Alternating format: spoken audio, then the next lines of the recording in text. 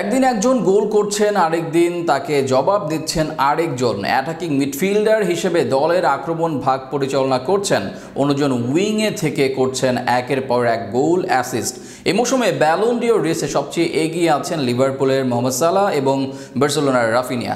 এদের মাঝে কার হাতে উঠতে পারে ব্যালন ডিওর, কে এখন পর্যন্ত সবচেয়ে এগিয়ে, তা নিয়ে বিস্তারিত থাকছে রিপোর্টে।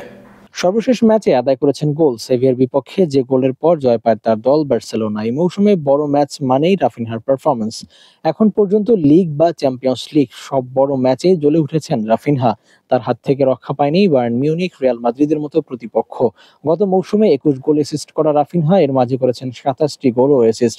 শুধু যে গোল অ্যাসিস্ট করেছেন এমন নয়, আক্রমণ ভাগে নেতৃত্ব দিয়েছেন তিনি। Chance create, dribbling, corner, cross সব জায়গায় আছে রাফিনিয়ার নাম। এমন একজন পারফর্মারকে তাই ব্যালন ডিওর রেসে সবার আগেই রাখতে হয়। তবে সেখানে বাধার নাম একজনই, তিনি হচ্ছেন মিশরের মোহাম্মদ সালাহ। শোনা যাচ্ছে এই মৌসুমে লিভারপুল ত্যাগ করবেন তিনি।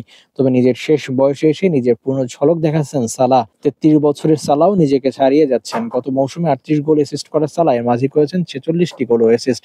সেটিও আবার করেছেন মাত্র 35 ম্যাচ, অর্থাৎ ম্যাচ প্রতি প্রায় 1.5টি গোল করেছেন সালাহ। সর্বশেষ ম্যাচেও গোল অ্যাসিস্ট করেছেন সালাহ। এভারটনের বিপক্ষে নিজে এক গোল করেন, আরেকটি করেন সতীর্থ ম্যাকঅ্যালিস্টারকে দিয়ে।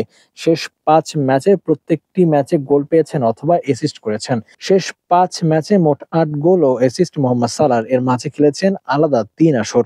ব্যালন ডিওরে সালাহ এগিয়ে থাকবেন নানা কারণে। একদিকে দলের সেরা পারফর্মার তিনি, গোল অ্যাসিস্টে রাফিনহা থেকে আছেন বেশ এগিয়ে। প্রিমিয়ার লিগে দাপট লিভারপুলের। এই মৌসুমে শিরোপা জয়ে অনেকটা কাছাকাছিও আছে আর্নে স্লটের দল। চ্যাম্পিয়ন্স লিগেও সবার সেরা পারফরমেন্সে কেউ নেই কাছাকাছি। অপরদিকে লা লিগা ও চ্যাম্পিয়ন্স লিগ সবখানেই শিরোপা রেসে টিকে আছে বার্সেলোনা। তবে কোনো শিরোপাই বার্সেলোনার জন্য নিশ্চিত নয়। এই মৌসুমেও থাকতে হতে পারে শিরোপাহীন। তবে আবার রাফিনহাকে এগিয়ে রাখে তার অলরাউন্ড পারফরমেন্স। ইয়ামাল, লেভানডস্কির মতো টিমমেট থাকার পরেও দলের সেরা পারফর্মার রাফিনিয়া। লেভানডস্কির জন্য চান্স ক্রিয়েট বা আক্রমণের সহযোগিতা করেও রাফিনিয়ার গোল অ্যাসিস্ট ঈর্ষণীয়। মাঠে রাফিনহা দেখাচ্ছেন কমপ্লিট পারফরমেন্স, যা মিসিং সালাহ থেকে। সব মিলিয়ে ব্যালন জয়ের জন্য বেশ কঠিন প্রতিযোগিতাই হবে, এমনটাই আশা করা যাচ্ছে।